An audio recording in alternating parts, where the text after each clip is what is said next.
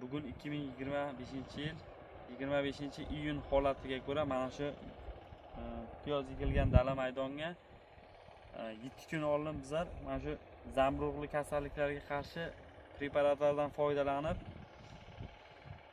xulosalarimizni yana 7 kundan keyin tekshiramiz degan edik. Shu polyaga keldik. Mana piyozlarimizning holati, bugungi holati mana yangi navdalariga yo'q. Kasalliklar to'xtagan. O'sha zamburug'li kasalliklar to'xtadi. Mana piyozimizni tanasi, mana shakli, mana oldingiz kasalligi bor, mana nimalariga, yangi navdalariga yo'q. Oldingizga to'xtagan, bu kasallik ham to'xtagan. Xudo xolasa mana bu tarafini ham olib keling, mana. Bu baliklari ham o'zi. Mana ildiz tizimini ko'ramiz, piyozimizni mana qo'pardik. Ildiz tizimi ham juda ham yaxshi darajada.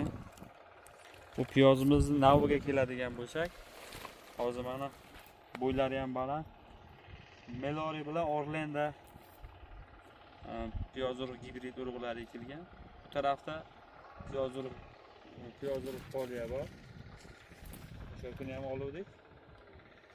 Ehtimol shu boshqa polya deb o'ylashi mumkin-da. Xullas mana shu jarayon ketyapti, vegetatsiya davri. O'sha qo'llagan preparatimizni tekshirib ko'rdik, yana ham havo issiq. 45-50 gradusgacha bo'lyapti. Yangi navdalarga mana yo'q. Kasallikni to'xtatdik. Xudo xolasa bemalol qolgan ishlarni beraversak bo'ladi.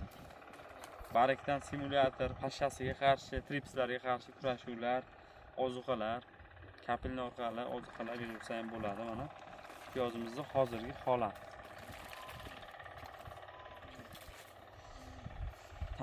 Tanasi ham baquvvat, mana piyozlarni.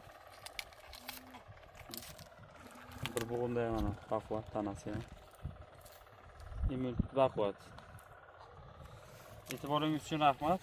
Bizlarni kuzatishda davom eting. Yana yangiliklarimizni qo'yamiz.